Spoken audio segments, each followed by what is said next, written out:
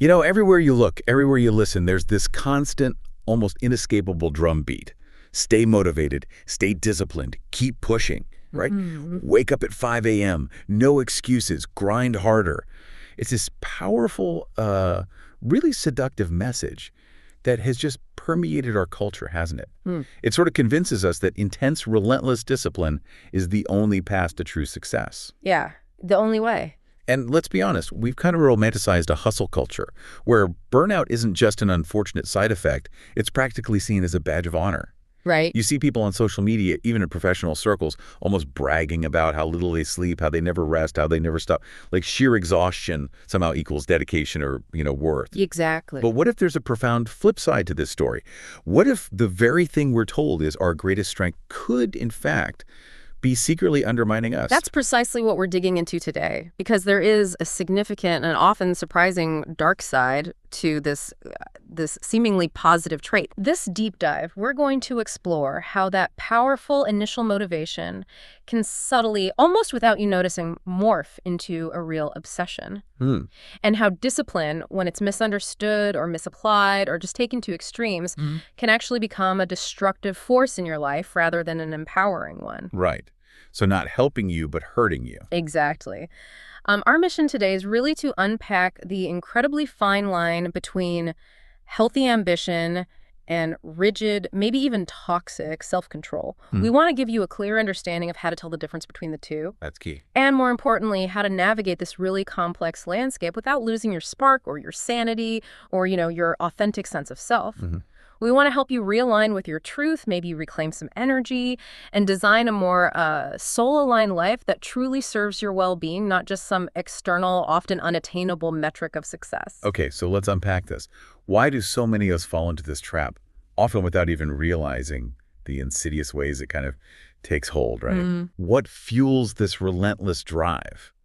And what are the societal and, I guess, internal pressures that push us toward what we think is discipline, but might actually be something far less healthy, maybe even damaging? Well, it's a powerful combination, isn't it? Yeah. It's almost unavoidable. You've got the external messaging constantly bombarding you, and then there's our deep internal wiring that drives us towards this extreme. Okay. Modern society, probably more than ever before, places this incredibly high value on constant productivity, visible achievements, and just the appearance of being perpetually busy. Right. Always busy. It's almost become the default setting for how we measure worth. If you're not busy, what are you even doing? I see it everywhere. You just can't escape it. Hustle culture, for example, it doesn't just encourage working hard. It actively glorifies the day in, day out slog, the relentless effort. Glorifies the ground. Yeah.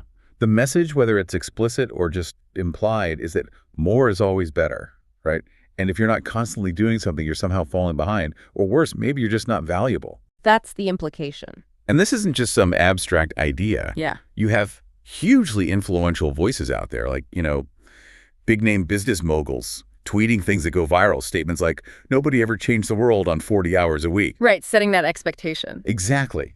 Then you hop onto social media, and what do you see? It's a curated feed of perfectly idealized, perpetually productive routines. The 5 a.m. workouts, the meticulously organized desks, the endless side projects. The highlight reel.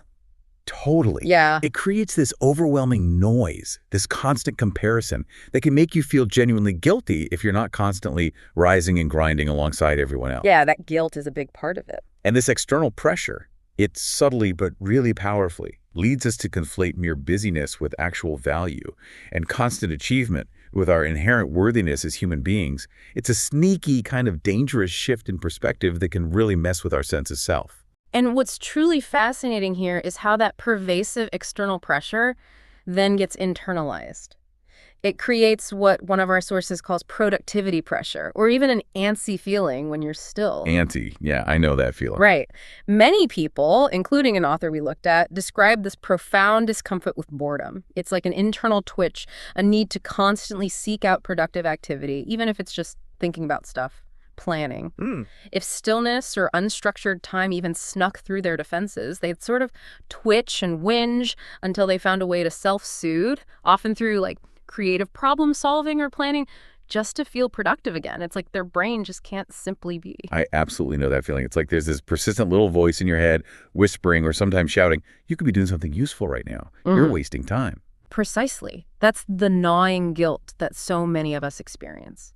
It often stems from a really deep-seated perception of laziness, maybe, or an anxious feeling of wasted time if you're not actively producing something, checking something off a list, moving a needle forward somehow. Yeah. And here's where it gets really interesting and quite illuminating. This toxic productivity often flares up dramatically during times of heightened uncertainty or stress. Oh, okay. Like a coping mechanism. Kind of, yeah. When your environment presents stressors or threats that are largely beyond your control. Think about a global pandemic. Economic instability, personal upheaval being productive can give you a temporary dopamine hit. Right, that little rush. Exactly. It creates an illusion of control over small, immediate things, even when the larger, more significant stressors are completely beyond your influence. That makes so much sense when you think about it. Think back to the COVID-19 pandemic and those unprecedented lockdowns. For so many people, it wasn't a time of rest or quiet reflection, was it? Not at all for many. Instead, millions dove headfirst into learning new skills. Remember the sourdough craze? Oh, I remember the sourdough. Or people suddenly learning Italian, taking up coding, mastering a new instrument. On the surface, it looked incredibly productive. Like, wow, look at everyone bettering themselves. Right. But as our sources highlight, it often wasn't really about coping with the profound stress and uncertainty of a global pandemic in a healthy way. For many, it became a kind of temporary bandage for their discomfort. A distraction. Yeah, a way to avoid sitting with difficult emotions or allowing themselves the necessary space to process and cope with a really overwhelming situation. It became another form of escape, just disguised as self-improvement. And that avoidance, that relentless drive, it leads directly to a very dangerous and insidious cycle, measuring your self-worth by your output. Ah, okay, that's the core of it. Yeah, your value as a person becomes intricately tied directly to how much you get done, how many items you check off, how much you achieve. And this, in turn, leads to profound guilt for resting, for taking a break, or for simply enjoying leisure activities without some productive end goal. Right, you can't just relax. No. It becomes a relentless taskmaster inside your own head that leaves no room for stillness, only that subtle or sometimes not so subtle gnawing feeling of guilt linked to the perception of laziness or wasted time. This constant striving for external validation through output can create a really fragile sense of self-worth that's easily shattered by perceived failures or, moments of non-productivity. So given this whole cultural backdrop, it's often incredibly hard to spot when our work ethic crosses that seemingly invisible line from healthy discipline into toxicity. Yeah, because we're told hard work is always good. Exactly. We're so conditioned to believe that more effort simply equals more success, more value, more worth, that we frequently miss the subtle warning shifts. So let's maybe delve into the specific signs and symptoms that indicate discipline is actually becoming detrimental, affecting not just your productivity, but your overall well-being, your relationships, your peace of mind. Okay, so what are the actual red flags? What should we be acutely looking out for in terms of our behavior, our internal experience? How can someone listening right now recognize if they're maybe falling into this trap? Okay, let's start with the behavioral indicators, the things you can actually observe in your daily life.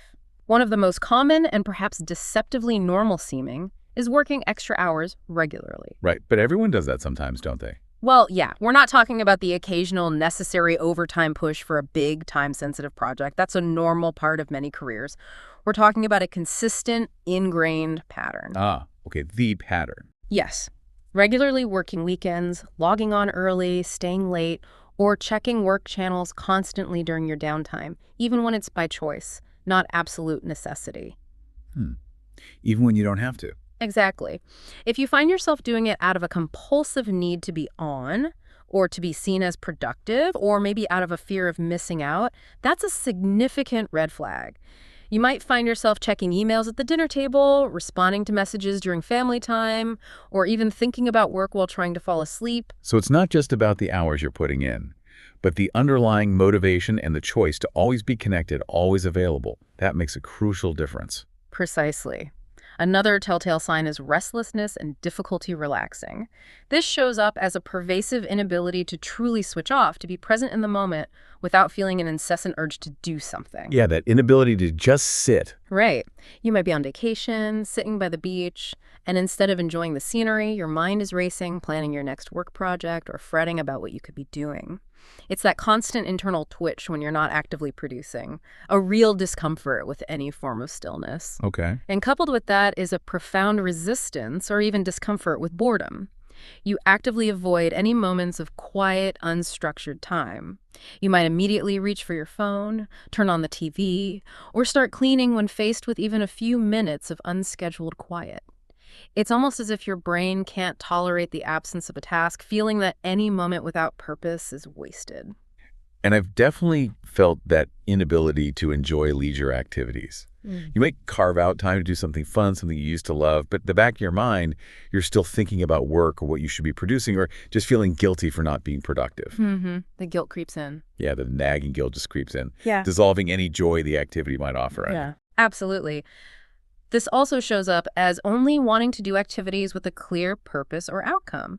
If every action you take must be a stepping stone toward a larger goal, say personal development, professional advancement, optimizing your health, it systematically takes the joy out of everyday activities that are done just for the sake of doing it. So everything needs an ROI. Kind of, yeah. You might find yourself avoiding what you deem unproductive activities, like simply spending unstructured time with friends and family, indulging in a hobby purely for pleasure, or just appreciating the moment without an ulterior motive. A walk in the park isn't just a walk. It has to be a power walk for fitness. Right. Reading a novel isn't just for enjoyment. It has to be to expand my vocabulary. This constant need for a measurable return on investment for your time just drains the life out of simple pleasures. So what's the cumulative impact of all this on our actual well-being? Because this can't just be about feeling a little guilty sometimes. The consequences must be, well, far more severe. Oh, they certainly are, and they can be profoundly severe. First, there's deprioritizing self-care. You begin to view essential human needs like adequate rest, healthy, nourishing meals, consistent exercise, or spending quality time with loved ones as a waste of time. Wow. Basic needs become obstacles. Exactly. This isn't just a mental shift. It manifests physically and behaviorally. It can lead to skipping meals, delaying necessary bathroom breaks, neglecting basic hygiene, or even ignoring mounting physical symptoms because you're so intensely focused on your work or perceived productivity. Your body's signals are actively overridden. That's intense. It sounds like you're actively working against your own body's needs. It is, and this constant, relentless pressure to be on, to perform, to produce, it takes a serious mental and emotional toll, leading to chronic anxiety or even depression. You might experience pervasive anxiety about your workload, an ever-present feeling of not doing enough, and profound depression stemming from a deep disconnection from things you used to enjoy and, crucially, from your loved ones. Your nervous system literally can't tell the difference between running from a physical threat, a lion in the wild, and running from your own unrealistic expectations or the societal pressure to achieve. So it's always on. Always. Either way, it stays in a perpetual fight-or-flight mode. This chronic activation of your sympathetic nervous system, which is really meant for immediate danger, floods your body with stress hormones like cortisol. And that leads to long-term issues like inflammation, digestive problems, sleep disorders, impaired cognitive function. The list goes on. And then the ultimate consequence that everyone talks about but maybe misunderstands. Burnout. What does it really look like when it's driven by this kind of toxic discipline? Burnout is indeed the ultimate consequence, yeah. And it's far more than just feeling tired. It's characterized by profound physical and emotional exhaustion, a pervasive sense of low morale, cynicism, and frequent health problems. Not just needing a nap. No, definitely not. It's often described as a fatigue. You simply can't nap away a deep, bone-weary exhaustion that persists even after rest. You might find yourself dreading things you once genuinely enjoyed, struggling to get out of bed, forcing yourself to be on, even when your body and mind are just screaming for a break. As one of our sources powerfully puts it, that is depletion, not resilience. You ignore what your body is telling you, pushing past its warning signals, and eventually it will scream. It'll force you to do things you don't necessarily want to do, like take involuntary rest or deal with illness. What stands out to me here is when routine, which we usually think of as a good grounding thing, becomes an absolute trap. You mentioned that inflexibility. Precisely. When structure becomes so rigid, so inflexible, it turns into a prison rather than a framework for freedom. A plan that doesn't allow for the unpredictability of real-life unexpected stress, illness, fluctuating emotions, unforeseen events is inherently unsustainable. Right. Life happens. Exactly. If there's no flexibility built into your routine, you simply don't have sustainability. You might miss a workout because you're caught up doing necessary work or caring for a sick child, and that shouldn't destroy your entire day or make you feel like a failure. But it often does with this mindset. It does. This rigid adherence to a schedule, thinking it's the epitome of consistency, is actually slowly crushing your spirit if that plan isn't genuinely serving you and your well-being. It becomes a source of self-inflicted pressure, not a pathway to growth. Okay, this isn't just theoretical. The dark side of discipline has tangible, often severe impacts on real people's lives and their most important relationships. Let's look at some powerful and frankly pretty heartbreaking examples of the very real human cost of this over-discipline. The fallout can indeed be profound, yeah, affecting the very fabric of one's personal life, far beyond just professional metrics or how much you get done. Yeah, here's where it gets really interesting and kind of hits home. Craig Dallentine, who ironically is widely known as the world's most disciplined man, he details these incredibly poignant stories of individuals who lost their marriages. Wow. Yeah, because they became so utterly distracted by what they perceived as good things, like training for extreme endurance events, triathlons, or adhering to rigorous 2-a-day workouts. These activities, positive in isolation, right? Sure, on their own. But they became an all-consuming obsession. They were letting these good things get so overwhelmingly in the way of great things, like their family relationships, their kids' milestones, or even the core health of their businesses. Losing perspective. Exactly. Imagine the slow erosion of a relationship when one partner is consistently choosing a workout or a work project over a shared meal, a conversation, or just being present. It sounds extreme, but it's a very real, often silent scenario that plays out in countless lives. The relentless pursuit of one type of excellence just blinds them to the deterioration of other vital areas. And if we connect this to the bigger picture, it starkly highlights how deceptively easy it is to lose sight of true priorities when an activity, no matter how initially positive, morphs into an obsession. Yeah. Another really impactful anecdote comes from a former Special Forces member. He shared this powerful, enduring regret. He recounted how, during a period of intense, self-imposed physical challenge, he prioritized a scheduled workout over joining his wife and kids on a simple family beach trip. Oh, man. Yeah. He was so rigidly tied to his self-imposed schedule, so committed to his discipline, that he missed an invaluable, irreplaceable experience, those moments of joy and connection that, in hindsight, were clearly not worth the trade-off. Ouch. He realized later that the fleeting satisfaction of ticking off a workout just paled in comparison to the lasting memory of his children's laughter on the sand. And it's not just about missing grand life moments or enduring marital breakdowns, right? Yeah. Personal anecdotes further reveal how discipline, when taken to an unhealthy extreme, can become this all-consuming obsession leading to profound isolation. One individual vividly shared how their rigid adherence to a highly restrictive diet and intense training regimen meant they missed out on formative social events during their youth, like their senior prom. Wow. Yeah. They prioritized their self-imposed discipline over the very social experiences that define adolescence and build lasting friendships. It's a powerful example of how good habits, when they dominate to an unhealthy degree, can push out the very experiences that help us connect, grow, and build a rich, well-rounded life. And beyond the relational aspect, the toll on physical and mental health can be severe, sometimes even life-threatening. Consider the chilling case of Travis, an online marketing business owner and self-proclaimed king of the side hustle from one of our sources. Okay. He proudly worked around the clock, often pulling all-nighters, viewing his nonstop grind as a badge of honor, a testament to his dedication. Right, that hustle badge again. Exactly. Until, that is, he experienced a stress-induced medical emergency. His body, pushed way beyond its limits, quite literally broke down. His nonstop work directly led to a serious health crisis, illustrating how the body keeps score even when the mind relentlessly pushes on, ignoring all the warning signs. He couldn't out-discipline his physiological limits. That's a stark, real-world example of pushing yourself and quite literally abusing your body, as a psychiatrist and former entrepreneur put it in one source.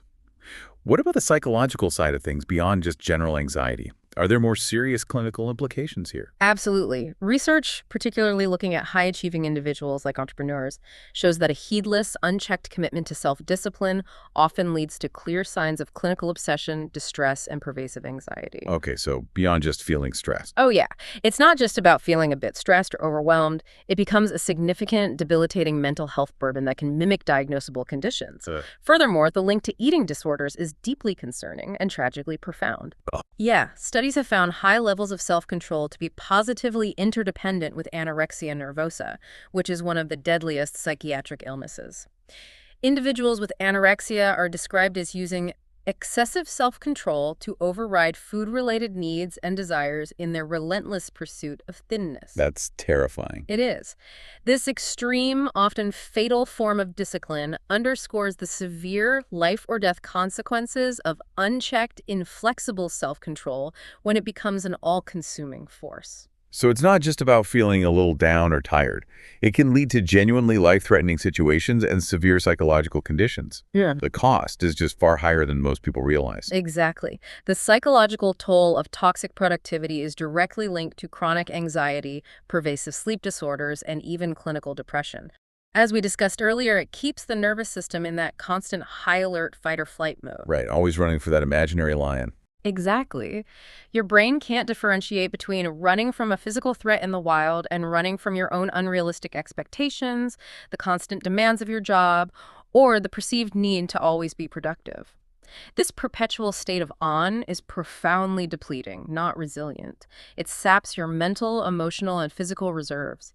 It's a powerful, sobering reminder that while discipline can be an incredible force for good, its dark, unchecked side can lead to severe personal, relational, and health crises that shatter lives. Okay, so what does this all mean? It sounds pretty bleak, but I'm guessing there's another way. There absolutely is. The good news, and this is crucial, is that discipline isn't inherently bad. It's a tool. Right? And like any tool, its impact depends entirely on how you view it, how you apply it, and for what purpose. Okay. The answer is incredibly nuanced depending on your approach. There are more sustainable, more self-compassionate ways to achieve your goals and live a truly fulfilling life without sacrificing your well-being, your relationships, or your joy. Okay, so it's not about throwing discipline out the window entirely or suddenly becoming passive or lazy. Not at all. It's about leveraging it in a way that actually serves us, that adds to our lives, rather than draining us. What does that look like in practice? What's the fundamental shift we need to make? Well, it starts with understanding what one of our sources calls effortless discipline systems. The core idea here is that discipline should be a force for good in your life. Something that serves you, that propels you forward from a place of strength, rather than you being a servant of discipline, constantly battling against your own desires or needs. Right, not fighting yourself all the time. Exactly. It's not about white-knuckling willpower, which, as we've discussed, is a finite, depletable resource. Think of it like muscle energy during a marathon. You have a lot of it in the morning, ready to go, but it gets exhausted throughout the day with every decision you make, every temptation you resist. Relying solely on willpower is just a recipe for burnout and eventual collapse. That makes so much sense. We've all felt that willpower fatigue by the end of a tough, decision-filled day. You get home, and all your good intentions just, poof, evaporate. Totally. So what's a better, more sustainable way to operate then? A truly powerful idea is that standards eat discipline for breakfast. Ooh, I like that. Standards eat discipline for breakfast. Right. This suggests that relying on sheer willpower is not only exhausting, but ultimately unsustainable for long-term consistency. Instead, when you build strong identity-based standards and integrate them through consistent systems, the right actions become automatic. Automatic. Less thinking involved. Exactly. They require significantly less mental energy because you're no longer making a conscious willpower-dependent decision each time. For example, if your standard and core identity is, I simply do not drink alcohol. I'm trying not to drink alcohol. Big difference. Huge difference. Then you don't need an ounce of discipline to fight peer pressure at a social event. It's just who you are. The decision is already made.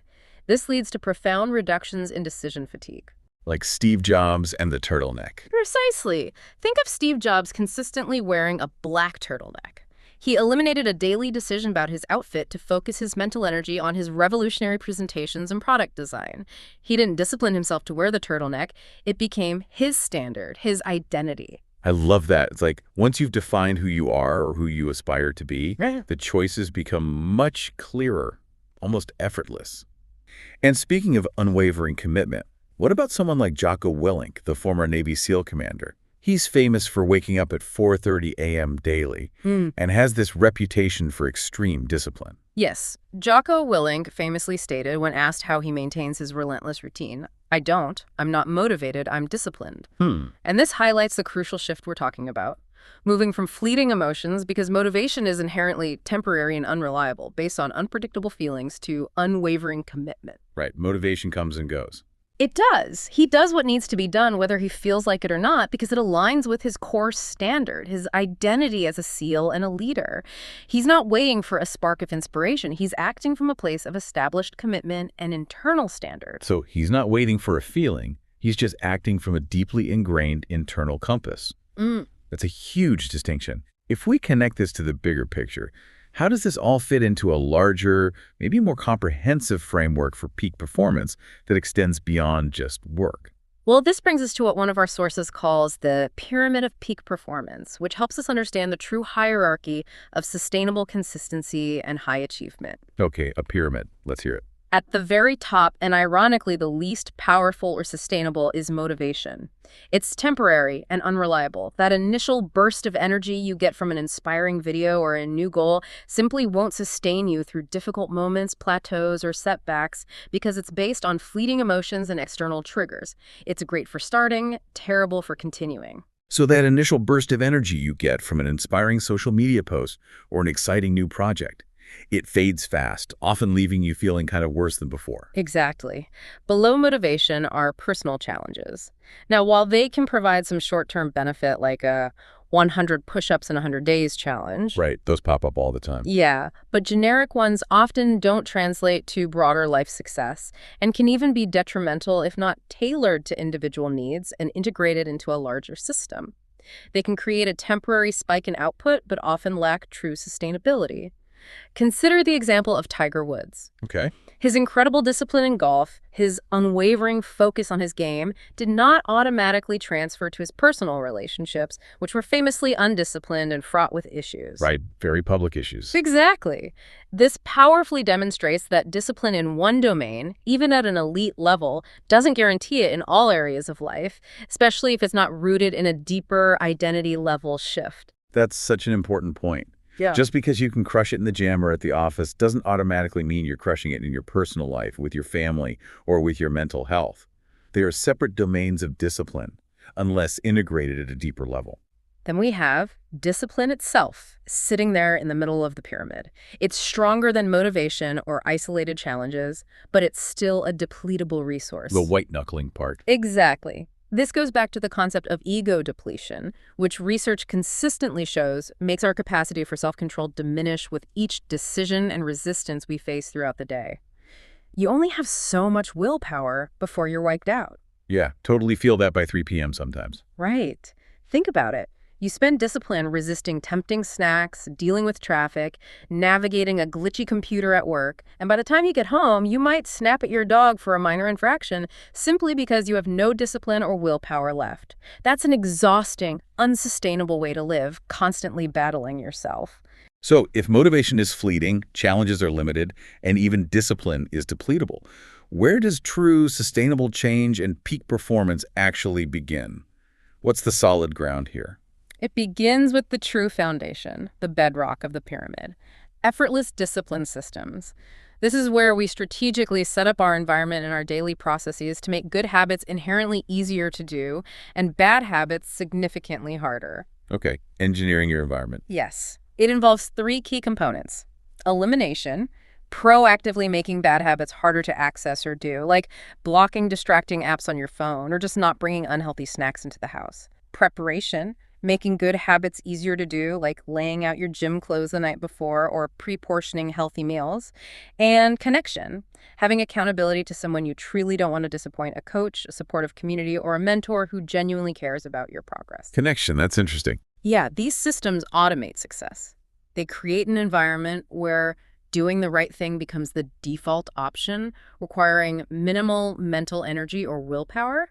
This is the genius behind success. Everything that seems like a masterpiece, from a perfect sports performance to a flawless Broadway play, is a product of meticulous preparation and an effortless system. That sounds like a complete game changer because it shifts the burden from internal struggle, like must resist, to external design.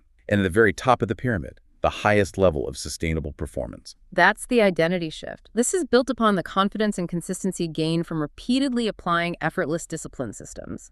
It's not just about doing the right things, it's about becoming the type of person who naturally does what aligns with their deepest goals and values.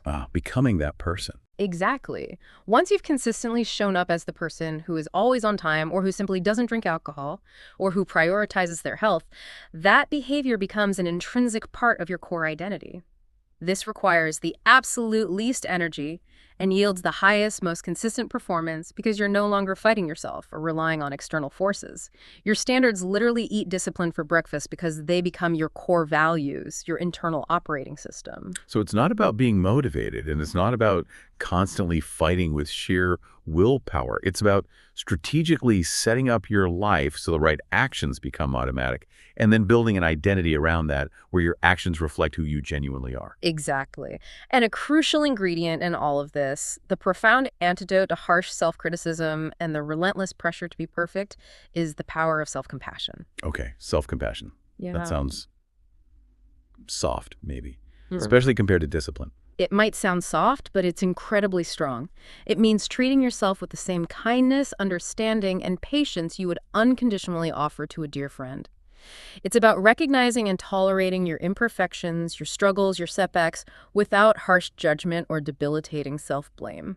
So instead of that critical inner voice telling you, if I don't succeed, I will be a complete failure, you're actively talking to yourself differently, with a kinder, more supportive internal dialogue. Precisely. A critical inner voice constantly berating you with thoughts like, "You're not good enough," or "You always mess up," leads to rumination, chronic stress, and can even accelerate cellular aging, impacting your long-term health. Wow. But a kind, self-compassionate thought, such as, "Everyone struggles sometimes. What can I learn from this so I can grow?" fosters resilience, psychological flexibility, and sustainable growth. Many people, conditioned by hustle culture, fear that self-compassion leads to laziness or self-indulgence. Yeah, that's the fear, right? If I'm nice to myself, I'll just slack off. Exactly. They believe that harsh self-criticism is the only way to stay disciplined and in line. However, research consistently shows the exact opposite. Self-compassion leads to increased happiness, greater optimism, and is actually profoundly conducive to sustainable motivation. It allows you to do what's healthy for you out of a place of genuine care and self-respect, not harsh judgment or fear of failure. This sounds like a complete, fundamental redefinition of success itself, moving beyond just accomplishments or ticking boxes. It absolutely is. True success in this context integrates outward achievement with deep personal satisfaction, inner happiness, and holistic health. It's about leading a life that feels genuinely meaningful and fulfilling, extending far beyond just narrow productivity metrics or financial gains. Take Laurie, for example, a C-suite executive whose story one of our sources highlights. After years of nonstop work, relentlessly climbing the corporate ladder, she was deeply unhappy and felt profoundly depleted despite her impressive professional accomplishments. Successful on the outside, miserable on the inside. Pretty much. She realized she was achieving according to someone else's definition of success. So Lori decided to redefine success on her own terms. She set new goals that intentionally included quality family time, annual travel, pursuing long-neglected hobbies, and prioritizing her mental health with the same rigor she applied to her work projects. And what happened? Did her career suffer? Surprisingly, no. Her professional productivity didn't diminish. In fact, it became more meaningful, more focused, and more impactful as it aligned with her broader purpose and values. This crucial shift allows you to view downtime not as wasted time or a luxury, but as an essential, non-negotiable component of your overall success and well-being, a true measure of a life well lived. #TV, practical tools for realigning. Okay, so this is where the rubber meets the road. How do we make this profound shift? From obsessive, potentially damaging discipline to aligned, sustainable action that genuinely serves our well-being. What are some concrete, actionable strategies that someone listening right now can implement in their life, maybe starting today? Right, let's get practical. It begins with a fundamental reevaluation of your internal compass, your deep-seated beliefs, and your daily habits. Okay, let's start with one, redefining your standards and goals. What does that actually mean on a practical level? How do you do that? Well, it means engaging in a truly honest audit of your current habits and underlying motivations. Ask yourself a deeply probing question, one that might feel uncomfortable but is profoundly illuminating. Is this habit, this routine, this relentless drive a reflection of who I am becoming and where I genuinely want to go? Okay. Or is it merely a reflection of who I'm afraid to stop being? Ooh, that's a good one. Afraid to stop being. Yeah. This helps you uncover whether your actions are truly anchored in your authentic values and aspirations, or if they are merely stemming from deep-seated insecurities, fears of failure, or a desperate need for external validation. From there, you can then truly set SMART goals: specific, measurable, achievable, realistic, and time-bound. Right, the classic SMART goals. Classic, but effective. This ensures your objectives are not only clear, but also reasonable and, crucially, integrate built-in time for rest, recovery, and other aspects of your life. It's about being real with yourself, meeting yourself exactly where you are, rather than striving for an idealized, unsustainable version of yourself that will only lead to exhaustion and eventual burnout. Okay, realistic is key. And finally, you absolutely need to reestablish your fundamental why.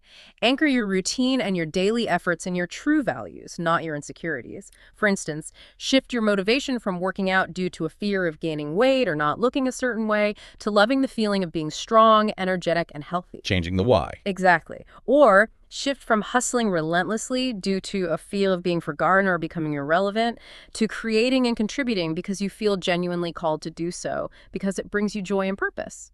This shift and underlying motivation changes everything. That's incredibly powerful because it's about understanding the true intention, the deep-seated reason behind your actions, which then dictates their long-term sustainability. Okay, next up. 2. Establish boundaries and systems for effortless discipline. This feels incredibly important, especially with so many people working remotely now, where the lines between work and life just get so blurry. Absolutely crucial. Defining clear work boundaries is not just beneficial, it's essential for maintaining any semblance of work-life balance. For remote workers especially, where days often lack the clear physical separation of an office, it's alarmingly easy for work to bleed into every moment. Yeah, the laptop's always right there. Right. This includes setting specific non-negotiable work hours, for example. I start at 9 a.m. and I log off by 5 p.m., no exceptions. It also extends to managers modeling healthy behavior by avoiding sending after-hours messages or emails and normalizing longer response times to empower their teams to truly disconnect. That manager modeling piece is huge. It really is. Travis, the online marketing business owner we mentioned earlier, the one who had the medical emergency. Yeah. He learned this the hard way.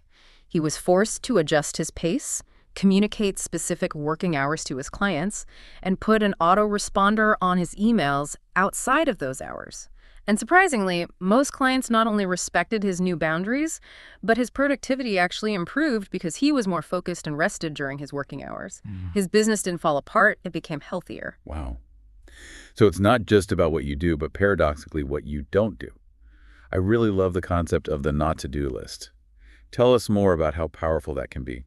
The not-to-do list is incredibly impactful because when it comes to sustainable success and regaining energy, the things you shouldn't be doing often have a far greater, more immediate impact than just trying to add more good things to an already overloaded plate. Okay, subtraction over addition. Exactly. Think of it like running a marathon with a 50-pound backpack filled with sand.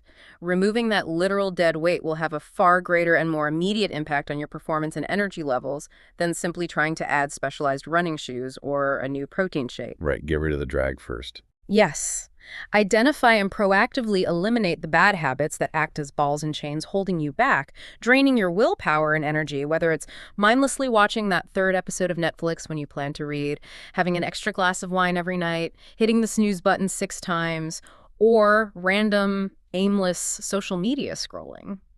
Removing these energy drains creates immediate space and reduces the constant internal battle, yielding a greater, more profound impact than just trying to pile on more productive activities. That dramatically shifts the focus from addition to subtraction, which can feel much more achievable, actually. And on the flip side, how do we make the good habits easier to do so we don't have to fight for them all the time? That's preparation prevents poor performance. This is the genius behind making good habits so easy to do that you almost can't fail. It's about front-loading the effort. Making it easy. Yeah. Lay out your gym clothes the night before so you literally trip over them in the morning. Set up your desk for writing or creative work the evening prior so you sit down to a ready-to-go environment. Block out specific, non-negotiable time on your calendar for important tasks and treat them as sacred appointments. As one of our sources emphasizes, everything that appears like a masterpiece, from a flawless sports performance to a captivating Broadway play, is a product of meticulous, often unseen preparation. It's not magic, it's intentional design. Okay. Lastly, cultivate accountability and connection. Seek support from those you genuinely don't want to disappoint: a trusted coach, a supportive community of like-minded individuals, or a mentor who keeps you accountable for results, not just good intentions. Knowing you've made a public commitment to positive, encouraging people can be an incredibly powerful motivator, keeping you on track even when your internal motivation wavers. Moving on, and this goes against everything hustle culture preaches. 3, prioritize rest and downtime. This feels like the ultimate rebellion against toxic discipline, doesn't it? It absolutely does, but it's utterly critical for sustainable performance and well-being. You must embrace downtime as a necessity, not a luxury. Rest is not laziness or falling behind. It is a fundamental biological requirement. Right, it's not optional. No. It helps your body and mind recover, process information, consolidate memories, and crucially, refuels your energy reserves. It's a true measure of sustainable success, not a threat to productivity. David, a vice president at a demanding software engineering firm mentioned in one source, initially felt immense guilt taking breaks, constantly checking his phone, even on weekends. Sounds familiar. Yeah, but after experiencing early signs of burnout, chronic fatigue, irritability, declining focus, he reluctantly began scheduling regular breaks and dedicating entire weekends to true rest and family time. And he saw significant, measurable improvements in his energy levels, the quality of his relationships, and even got promoted, demonstrating that prioritizing downtime actually enhanced his overall performance, creativity, and leadership capacity. He became a more effective VP by resting more. Wow, that's powerful. So it's not about just hoping you'll find time to rest or waiting until you're completely burnt out. It's about deliberately planning for it, making it non-negotiable. Exactly. Build breaks intentionally into your schedule. Strategic breaks are proven to boost long-term productivity, creativity, and problem-solving abilities. We can use the 3M framework. Macro breaks. Macro. Like a half or full day, monthly, maybe a hike, a day trip to a new city, or a quiet retreat. Then meso breaks. Meso. Like 1-2 hours weekly, maybe a music lesson, a long walk in nature, or a dedicated coffee shop visit for personal reading. And finally, micro breaks. Micro. A few minutes, daily stretching, a short meditation, stepping away from your screen to look out a window, or even just focusing on your breath for 60 seconds. These should be scheduled deliberately and defended fiercely, just like any important work meeting. Defended fiercely. I like that. Yeah. Also, establish a personal rest ritual or wind-down routine.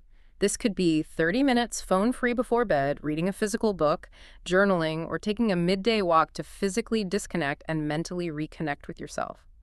Finally, and perhaps most challenging for the productivity addicted, practice do nothing intentionally. Do nothing. That sounds radical. It can feel that way. Set aside dedicated time to simply be without any expectation of productivity, self-improvement, or measurable outcome. Sit quietly, listen to music, watch a non-educational movie, or just observe your thoughts, allowing for pure, unstructured joy and presence. This teaches your brain that stillness is safe and valuable. Okay, all these strategies aim to tackle the surface-level issues and behaviors. But what if there are deeper, often hidden roots driving this toxic productivity? That brings us to 4. Deal with underlying feelings. That's a critical point. Toxic productivity often masks deeper, unresolved issues.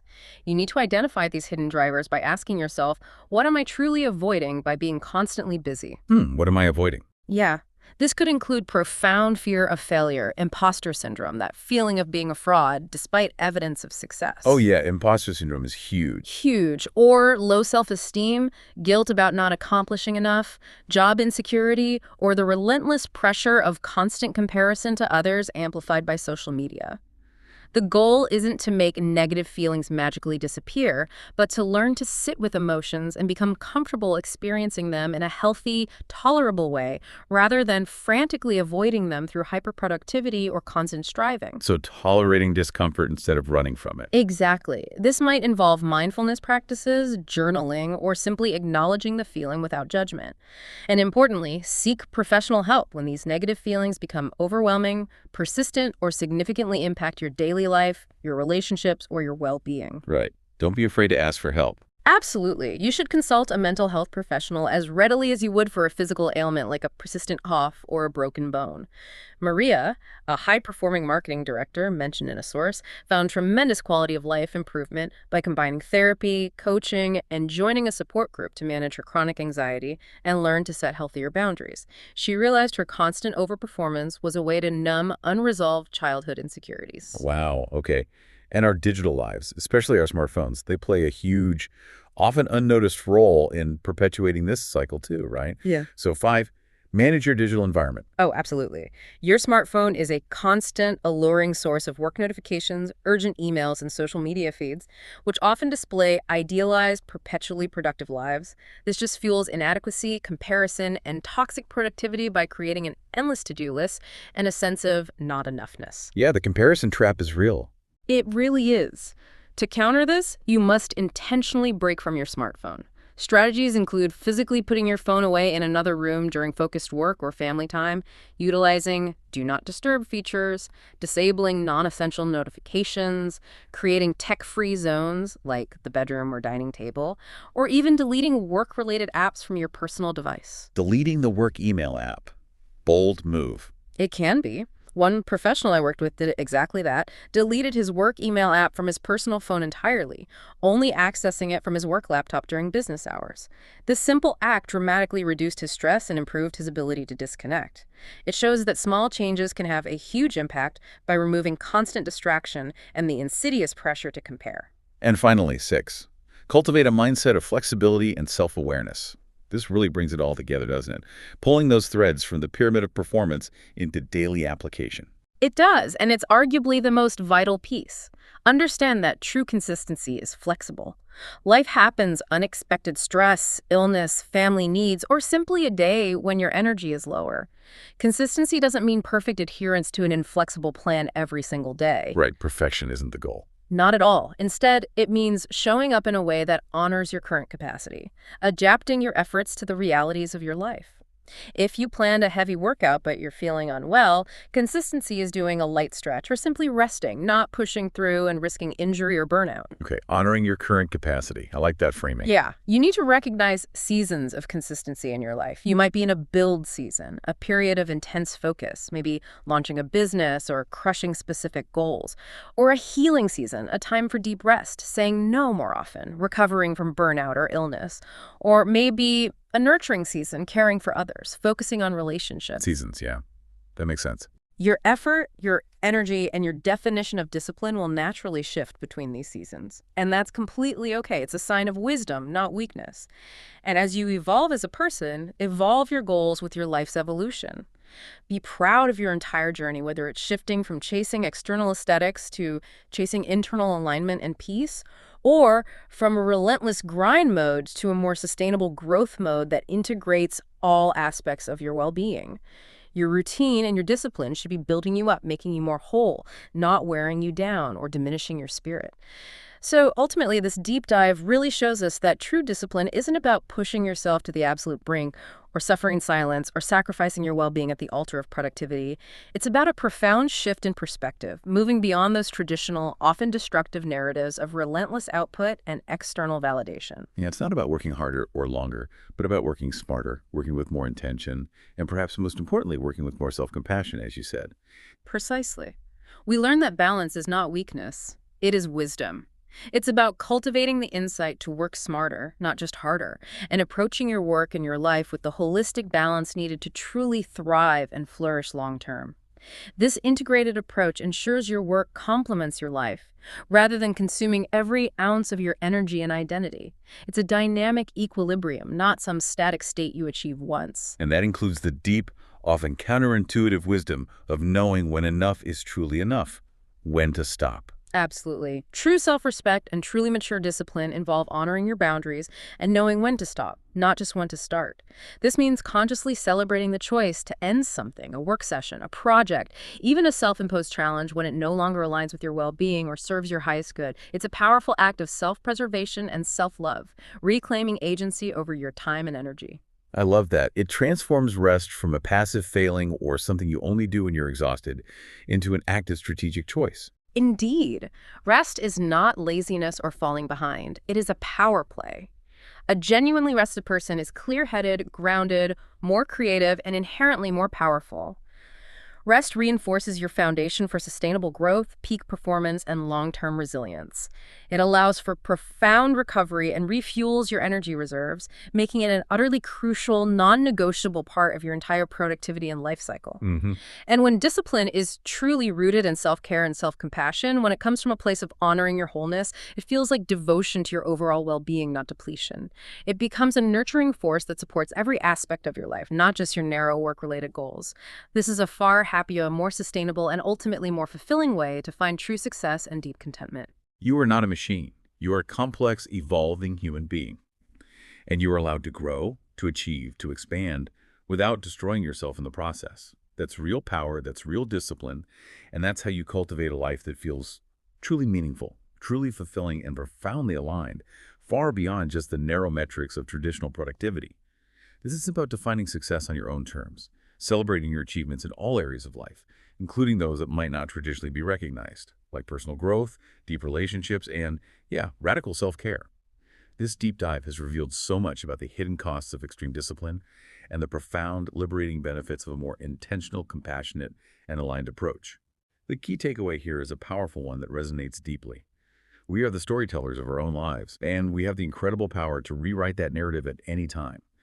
You have the ultimate power to define what true discipline and genuine success truly mean for you. So, as you reflect on this conversation, consider this provocative thought. If you truly listen to your body, your mind, and your spirit, not just the loudest voices in the world around you, what would your most authentic definition of being disciplined look like right now in this very season of your life? And what one not to do action, what single thing you could release could immediately bring you closer to that truth?